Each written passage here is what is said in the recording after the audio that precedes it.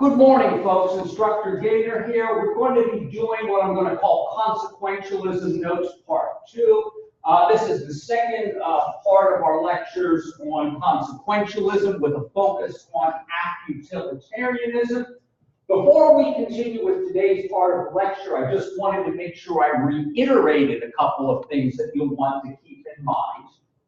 According to Act Utilitarianism, the rightness or wrongness of a course of action is determined by the actual outcomes. And we have said that whenever we are measuring the rightness of actual outcomes, that those outcomes ought to be, the phrase the author uses is optimistic. In other words, we maximize what utilitarians call utility. And utility and happiness mean the same thing. So we determine what the actual outcomes will be that will produce the most overall happiness. And when we say overall happiness, we are to keep all stakeholders in mind. In other words, anybody who might be potentially affected by our actions. Now, to put it another famous way of putting it,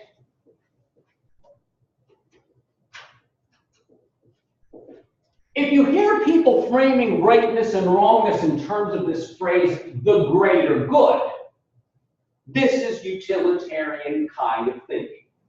If we look at things in terms of the greater good. Now, I might be getting ahead of myself a little bit, although I think we got to that a little bit in the earlier chapter discussion. Do note that when we try to maximize utility or we try to promote the greater good, there will necessarily sometimes be odd men out. And I guess to use a famous political phrase that we're likely to hear today, when people talk about doing what is good for America, you might know that they don't mean doing what is good for every single American. Why? Because certain Americans will end up being harmed by certain course of actions. But nonetheless, they'll say, well, we're doing what's good for America. Now, I'm not saying that is necessarily utilitarian thinking proper, but it is framing things in the way that a utilitarian would frame it. Doing the greater good. Admittedly, sometimes doing the greater good might end up harming some people. And we'll talk about some specific cases of that moving forward. Now, before we move that far forward, I wanted to cover something that we didn't quite talk about in Consequentialism Part 1. Near the end of the first chapter on utilitarianism, the author talked about what he called slippery slopes. Now, for some of you who have taken a logic or a rhetoric course at some point, you have probably heard of something called a slippery slope fallacy. Now, the slippery slope fallacy occurs when someone contends that if we take this one seemingly small step that doesn't look like it's going to harm anybody, it will end up cascading into a very great harm. Now, according to the author, many contemporary moral problems are framed in utilitarian ways in the con sense by talking about potential negative slippery slopes that might emerge. And I have a couple of examples here that the author talks about that I also want to address.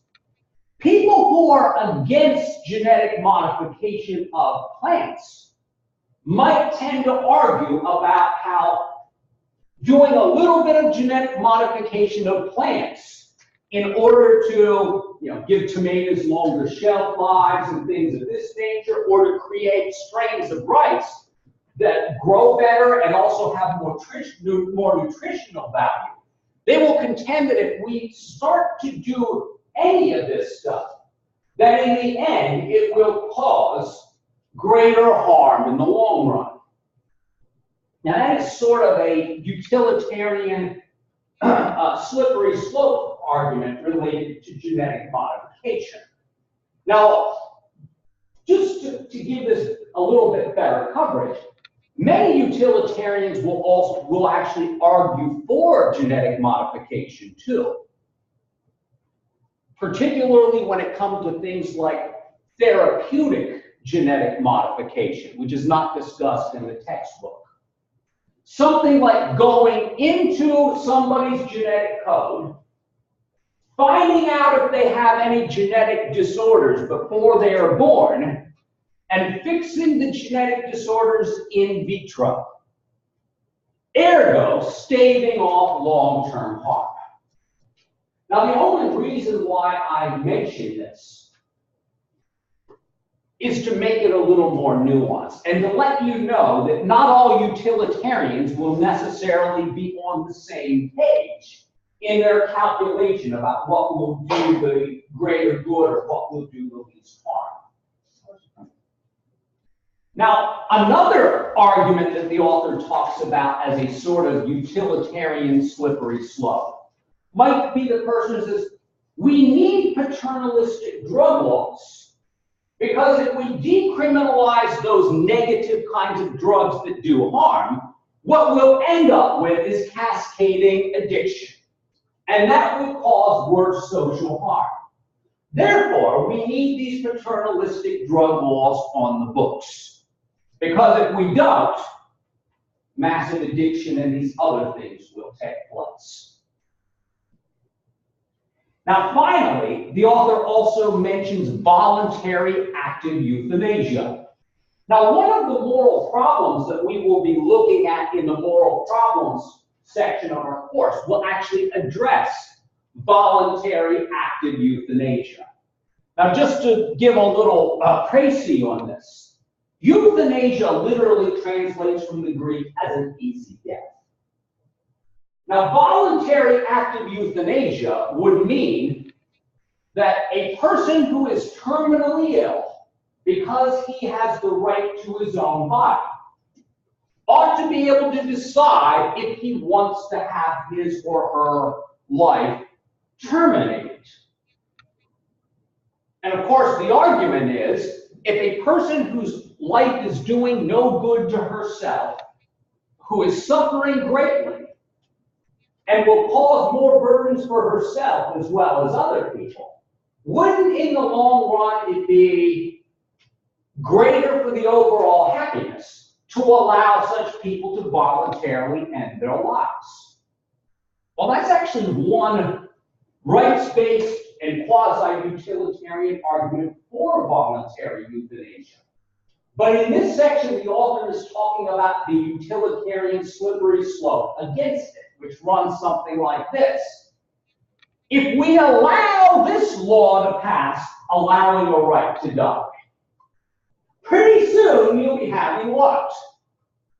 All kinds of people for all kinds of reasons wanting to die. And then, of course, we won't have more good in the long run. We'll have more unnecessary and untimely deaths legalized. Oh, and as a side note, quite a few utilitarians would not argue that slippery slope. Most of them, like James Rachels, who we'll read about later on, will contend that to be merciful, sometimes mercy means killing, actually. Sometimes mercy would mean killing. And he uses a powerful analogy that I hope doesn't hit too close to home right now. But most of us, when we have terminally ill pets, believe that what is the right course of action? To put Buster out of his misery, or fill in your dog or cat name. To put Buster out of his misery. Not because we don't love Buster, but because we do love Buster and we don't want Buster to suffer any longer. Anyway, I kind of answered my own question here. I said, are these kind of slippery slope arguments, cautionary arguments, necessitated if one takes a utilitarian stance? I answered that question in the negative.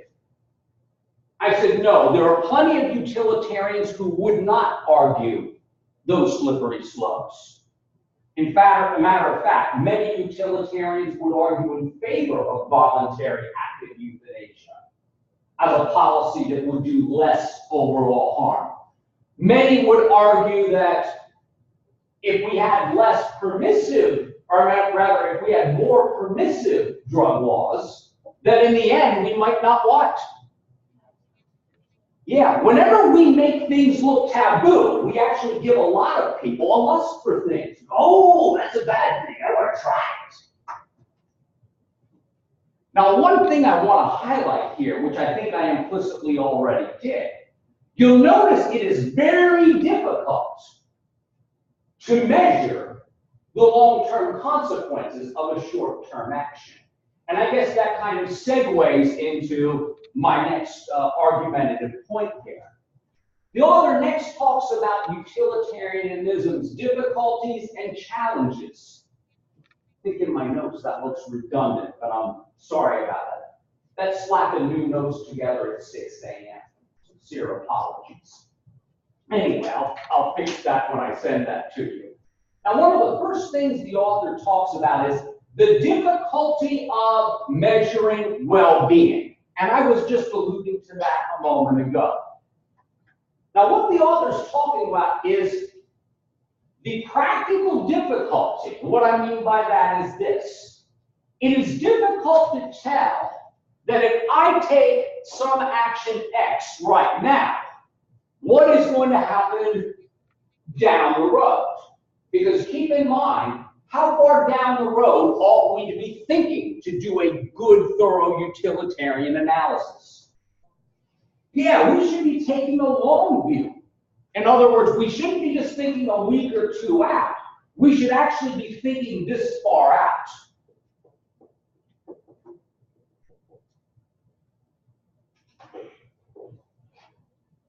We actually have a duty to be thinking about posterity as well.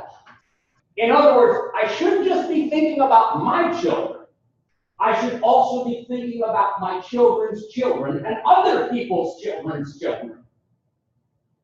And I shouldn't just be thinking about that close of spatio-temporal proximity either. Because remember, people on the other side of the globe's interests count too when it comes to decision making. More on that in a moment. So there's already a practical difficulty of doing a good, thorough utilitarian analysis. But the author also talks about the fact that some elements of well-being may not easily fit into a utilitarian model. And one of these things we already talked about in the context of John Stuart Mill, who was both a hedonist and a utilitarian. And that example that I want to point to right now is autonomy. Keep in mind, John Stuart Mill, who argued that for a higher quality of life, autonomy was a sort of a prerequisite, even though he acknowledged that sometimes our autonomy does not make us happy in the strict sense. Too much autonomy sometimes gives us anxiety. And not to get too much into more recent studies in psychology, how many of you are aware of the fact that when there are too many choices, the brain has difficulty dealing? How many of you? So this is why when you go to the cereal aisle, in my wife's stepdad's day, there were only, like he was saying, only like 4 or 5 choices of cereals you could get. Only about 4 or 5. I kind of long for those days. I don't like seeing a whole row of things that are sensory overload, where I actually have difficulty. This also gave me difficulty as a teenager when they said, "What do you want to do with your life?" I mean, that kind of autonomy is supposed to be good, but of course there's too many choices, too many things that I might have found a decent life doing. And it can be crippling and paralyzing to have too many choices. But admittedly, Mill believed that the trade-off was worth it.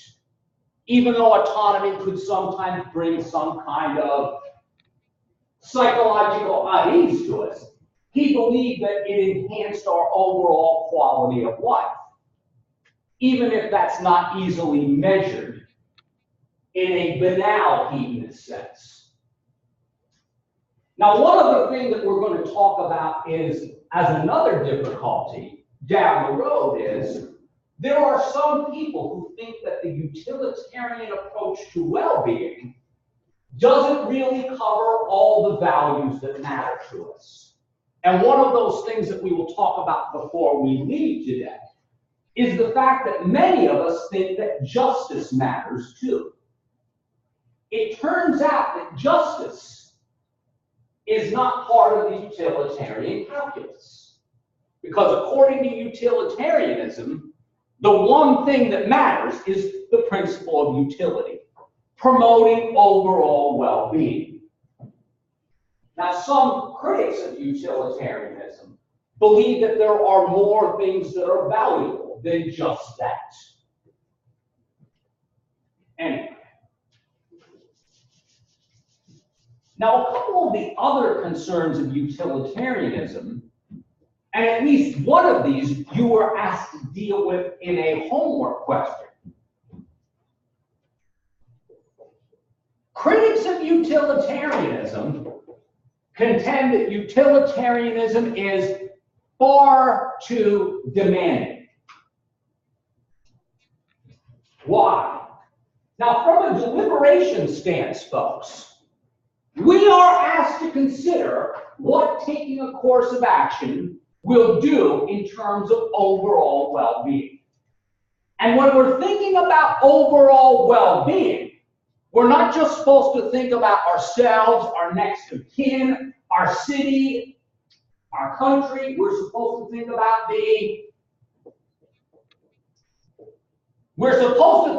the entire world. But we're also not supposed to just think about the here and now. And I'm repeating what I just said a few minutes ago. We're also supposed to be thinking about posterity. This is one of the reasons why some critics think that it is too demanding, because it makes us think about things in ways that might not just be difficult, but might be darn impossible to do, just because we don't have all the what? Because we don't have all of the data.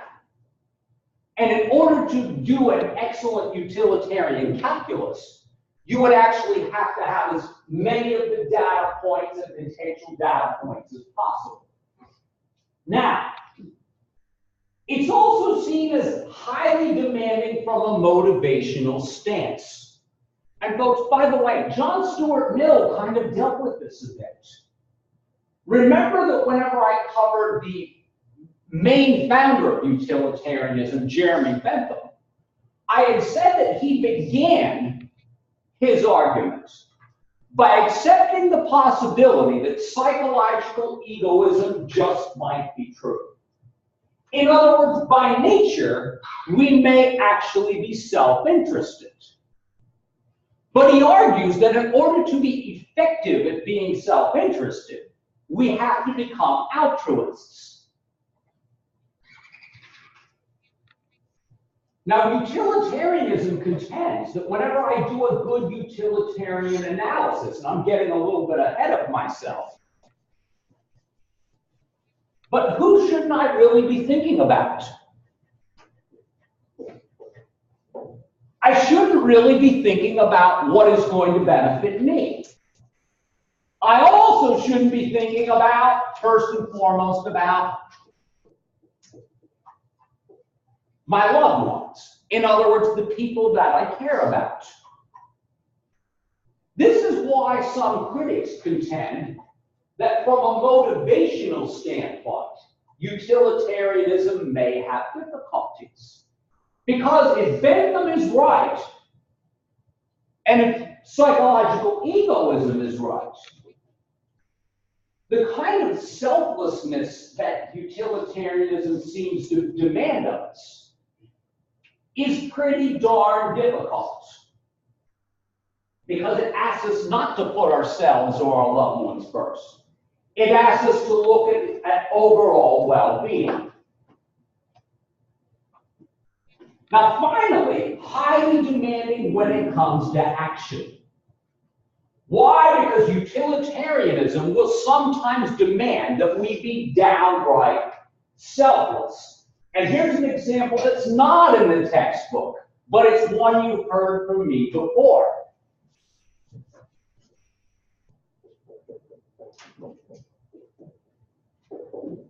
In those proverbial trolley car thought experiments, and by the way, even though these trolley car incidents never actually happen, keep in mind, you can think about real-life scenarios in terms of trolley cars. Now, suppose, ladies and gentlemen, that my son is in dire need of a kidney transplant.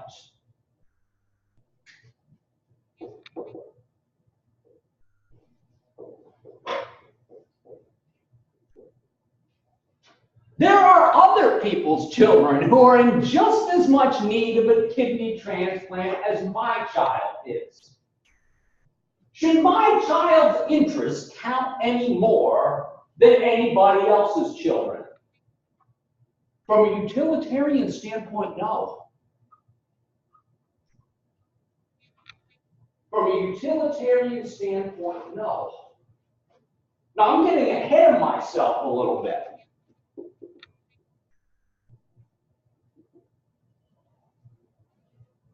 This is what the author later in the text calls the problem of impartiality. Now, on one hand, impartiality looks like a strength of the theory.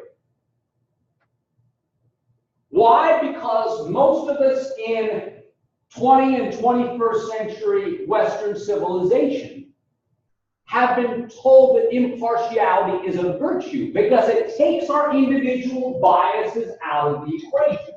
So we can look at issues objectively.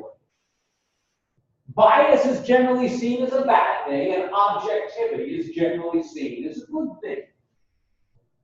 Now, the problem is, I'm not supposed to count my son's interests as any more important than anybody else's children. Many people think this is also demanding because it is unnatural thinking. Because many people would say, our first motivation is to put who first? Our friends and our loved ones. Yeah, our friends and our loved ones first. Utilitarianism says, no. Morally speaking, we can't do that because everyone's interests count the same. Now, I'll go to a real trolley car.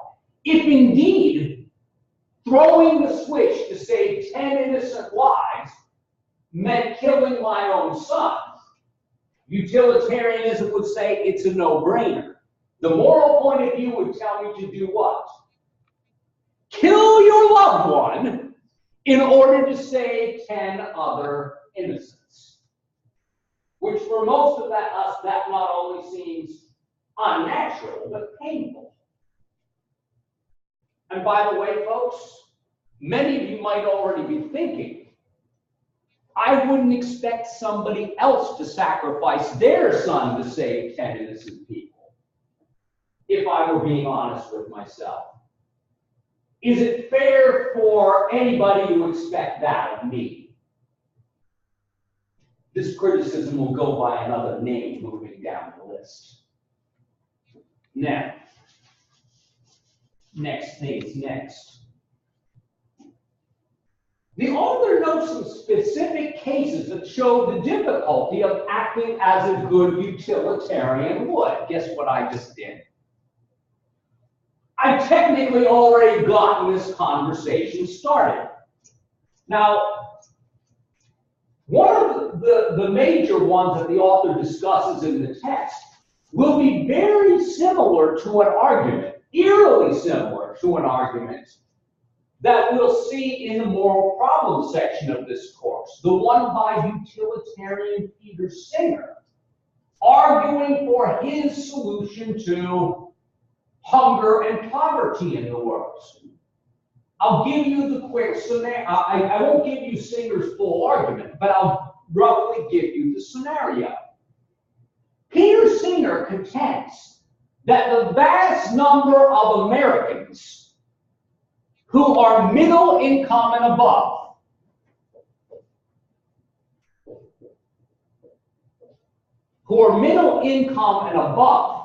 are actually highly immoral.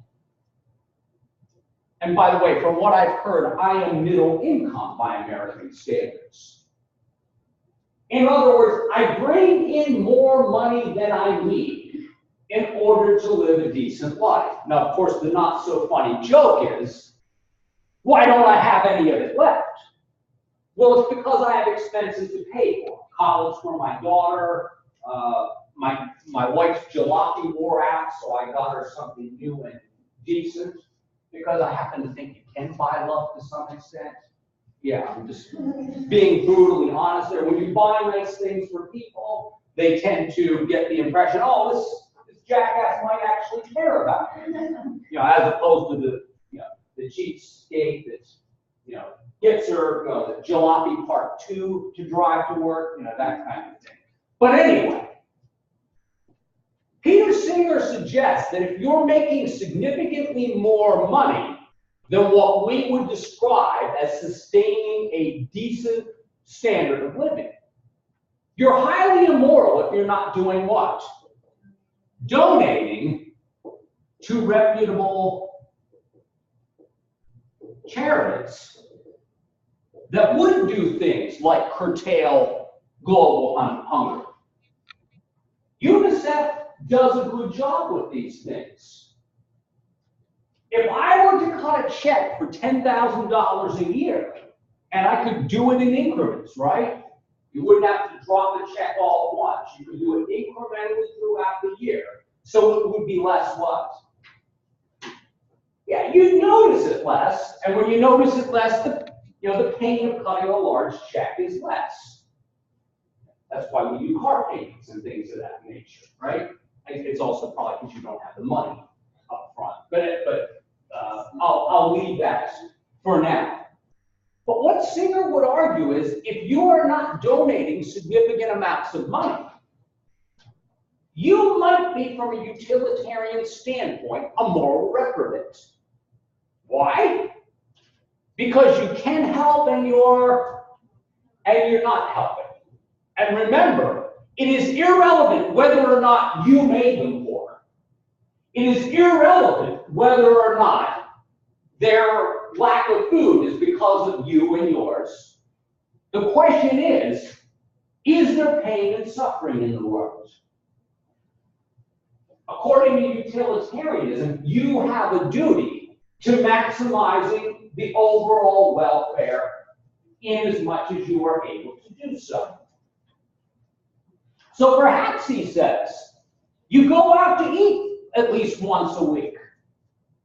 You drop 70 to 100 bones every time you go out to eat. Wouldn't it be better from a utilitarian standpoint if you would eat in those times, spend less than half that amount, and donate that money to charity? Now, from a strictly utilitarian standpoint, that would seem to be the moral point of view. Now, of course, I'm not counting other economic things that will occur, because people depend upon our going out to eat. People in the service economy. This is part of why I would say calculating overall well-being is extremely what? Yeah, it's difficult. Because the fact is, if I try to help these people out over here, the odds are I won't be helping out these people over here as a result. it's very difficult to calculate net happiness. I did just want to drop that in there. Peter Singer would actually argue, and this is what the author means by utilitarianism demanding something like moral sainthood. Because it would mean not only not putting you and your loved ones first, but it might actually mean what would look like, from many people's standpoints, severely putting yourself out. Because the fact is that 10 grand that Peter Singer would suggest I ought to be giving to charity actually goes to my daughter's college tuition. And some people would say, do you really have those duties to those people on the other side of the globe? Because nobody's going to take care of your daughter for you. You get what I mean? She's your spawn. You have special duties to your daughter. Now, do I have, I mean, it's difficult to actually spell out what those duties are. You know, what the duties of a good parent are difficult. As a matter of fact, what I would call the duties of a good parent, many parents are not able to do for economic reasons. But I happen to believe that because I do have the ability to help my daughter to live a better life than I am, that I probably should do so, because who ain't going to do it for her? Uncle Sam's not going to do it for her. The political powers that be certainly aren't going to do it for her. So perhaps I ought to do so and help her to help herself, to use that cliche. Yeah, anyway, I did want to have a little discussion of that there, because we'll be having more of it shortly. Now, I kind of already cheated ahead again. Does utilitarianism really require supererogation, as critics contend? Supererogation is a vocabulary word from the chapter that pretty much means going beyond what is really humanly possible. The point the author is trying to make is that people who would say that utilitarianism does require this might be setting up a straw man. Because John Stuart Mill actually argues, no, of most people it would not really demand that much. Because most of us really aren't in a position to have that much demanded of us. And most utilitarians would say that utilitarianism is not as demanding as Peter Singer contends that it is. And by the way, folks, psychologically, when you make something too demanding, you know what it does to people. Why even try, man? You know what I'm talking about? If you see this moral theory that basically sets the bar this high, and you know you don't even have a chance of getting close to it, you might ask yourself, why bother? Now, even Peter Singer acknowledges that in his essay. And this is why he says, yeah, I understand that me telling you that you're a moral cretin for not giving, and telling you how much you should morally be obligated to give, is probably more than you plan to. But admittedly, doing something is better than what? Yeah, doing something is better than doing nothing. So even Peter Singer, who starts out very strong, really just admits it would be nice if you would do something for other people. Next, a couple of other problems. Some other concerns, and I probably don't need to talk about these all that much because I've kind of already discussed them. The author again talks about the problem of impartiality, which I already went over. This other problem, utilitarianism denies that anything is intrinsically wrong. Because remember, right and wrong are determined by the actual outcomes. Ergo, in some cases, things that some of us believe are generally immoral would count as moral, depending upon the circumstances and outcomes. As a matter of fact, you might even come up with scenarios where something like killing large numbers of people might end up being the not so nice but moral point of view. Now, the author also talks about the problem of injustice. In order to do the greater good, there are scenarios in which case of injustice might need to be committed. Now, the author gave the real historical example, how at the end of World War II, the global powers that were left, basically the Soviet bloc and the United States, were in a mad scramble to get a hold of as many Nazi scientists and Japanese scientists as they could get their hands on. Knowing full well that these people were involved in what? Unethical medical experiments, genocidal activity, a whole lot of bad stuff. As a matter of fact, these people should have been charged with war crimes. No, they were made US and Soviet citizens and asked to work for those governments. In the US, this was called Operation Paperclip. Has anyone heard of it? Yeah. It's one of those things that's down the memory hole and you won't learn about in a history class. Now, the whole rationale was if we didn't get a hold of them, Uncle Joe, the Soviets, Joe Scotland, the Soviets would get a hold of these doctors. Therefore, wouldn't it be better if we got them to work on the side of good and justice rather than on the side of the evil hammer and sickle? In other words, our government's justification for Operation Paperclip was quasi-utilitarian, even though there was an understanding that war criminals were basically given clemency, good jobs, new identities, and would go on living their lives and make lots of money. In other words, a lot of people would have said, this is unjust. These people should have been put on trial with Eichmann and Hitler and the like, but they weren't. Now, utilitarianism would say injustices are more, or at least sometimes, justified. Because keep in mind, justice isn't even a part of the utilitarian calculus. Now, finally, the author talks about some solutions, such as incorporating justice into the utilitarian model, or arguing that doing justice tends to promote the greater good. But what about when it doesn't? When it doesn't, then injustice would be justified.